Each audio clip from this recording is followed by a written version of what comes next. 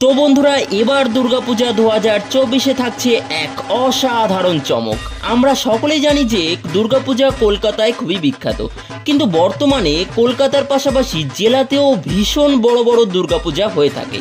তার মধ্যে একটি উল্লেখযোগ্য জায়গা হলো হুগলি জেলার জিরাট শহর। হ্যাঁ বন্ধুরা, এই জিরাট শহরের আদি বারোয়ারি দুর্গাপূজা কমিটি এবছর অর্থাৎ 2024-এর দুর্গাপূজায় রেখেছে এক বিশেষ চমক। প্রতি বছরই তারা নানান চমকের মাধ্যমে দর্শনার্থীদের মন জয় করে নেয়।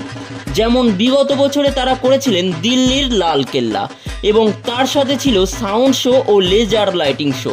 এবছরও কিন্তু তার কম কিছু নয়, বরং আরও ধামাকাদার কিছু করতে চলেছেন। ইতিমধ্যে দুর্গাপূজা 2024-এর থিম প্রকাশিত হয়ে গিয়েছে আদি বারোয়ারির। হ্যাঁ বন্ধুরা, তোমরা ঠিকই দেখছো, জিরাট আদি বারোয়ারিতে দুর্গাপূজা 2024-এ এবার তাদের নিবেদন হচ্ছে কাতারের মুন টাওয়ার। হ্যাঁ বন্ধুরা, কাতারের মুন টাওয়ার এর সঙ্গে থাকছে সাউন্ড শো এবং লেজার লাইটিং শো, যা কিন্তু এবছর দুর্গাপূজায় জিরাটে আগত সকল দর্শনার্থীদের মন জয় করে নেবে।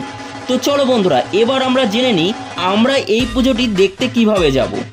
এই পুজোটি দেখার জন্য যদি আমরা কলকাতা থেকে যাই, তাহলে জিরাট যাওয়ার জন্য শিয়ালদা স্টেশন থেকে দু রকমের ট্রেন রয়েছে, জঙ্গিপুর রোড এক্সপ্রেস আর কাটোয়া গ্যালোপিং লোকাল। এছাড়া আমরা হাওড়া থেকেও যেতে পারবো। হাওড়া থেকে প্রচুর ট্রেন রয়েছে, Katwa local, Katwa galloping local, Azimganj passenger special এবং কাটিহার এক্সপ্রেস।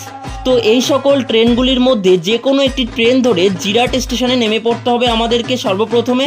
তো তারপর জিরাট স্টেশন থেকে নিচে নেমে স্টেশন রোড ধরে দ্রৌপদী স্টিল ফার্নিচার ক্রস করে রাজা ক্লাবের দিকে মাত্র 12 মিনিটের হাঁটা পথে পৌঁছে যেতে হবে জিরাট আদি বারোয়ারি পূজা প্রাঙ্গণে।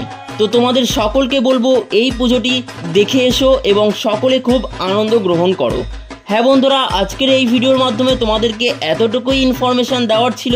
তো আজকের এই ইনফরমেটিভ ভিডিওটি যদি তোমাদের ভালো লেগে থাকে, অবশ্যই তোমরা লাইক, কমেন্ট, শেয়ার করবে এবং আমাদের এই চ্যানেলে নতুন হয়ে থাকলে আগামী দিনে দুর্গাপুজোর আরও আপডেট পেতে হলে আমাদের চ্যানেলটিকে সাবস্ক্রাইব করে নোটিফিকেশান বেল বাটনটি অবশ্যই অল করে রাখবে।